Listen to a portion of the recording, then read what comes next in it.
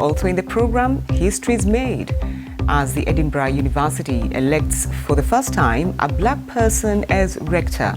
We speak to Deborah Kayembe.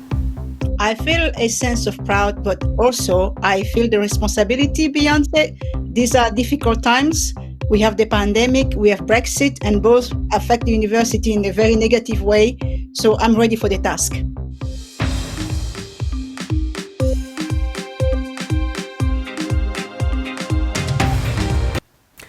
Well, let's go to Scotland now and meet Deborah Kayembe, the new rector at the University of Edinburgh.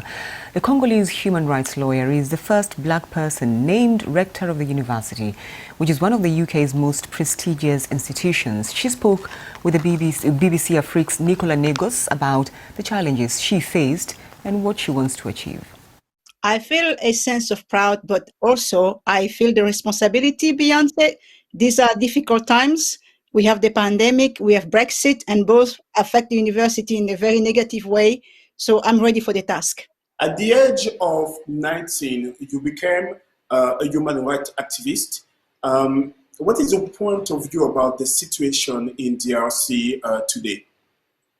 The situation has not changed. It saddened me greatly. I think shows the incapacity of our political leaders to fix the country and to make it better.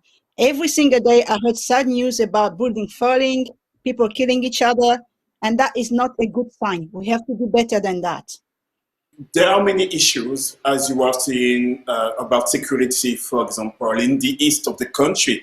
What would you say about education in DRC? It's the worst. It's the worst. The education in DRC is the worst. They have until now an out-to-date curriculum in the school, not to add corruption on the education system, and not to add and not to even mention children not really feeling comfortable when they're following the lessons. It's a chaotic situation, I have to admit. It makes me sad because I was educated in the Congo, and that time the education was the best in Africa.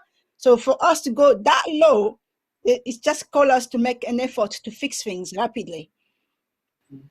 You are speaking about the fact that you used to live in DRC, you were forced in exile and arrived as a refugee in the UK in 2005.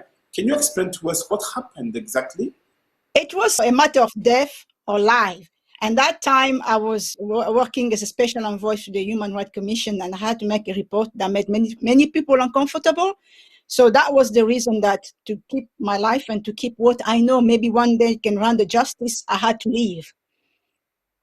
So today you're still asking for justice? Oh yes, I'm still asking for justice for those 2 million women at that time who were killed during the conflict in Bunia. I'm still asking justice for many of the children who were raped, raped again, for those testimony I myself recorded. Is it all right for you in 2021 to still be referred as a refugee? I was born in the Congo, and the reason I came here initially was because I was a refugee. But my understanding of all the media presenting me as a refugee is probably because on the last 2 years, there's been a sentiment of anti-immigration in Europe.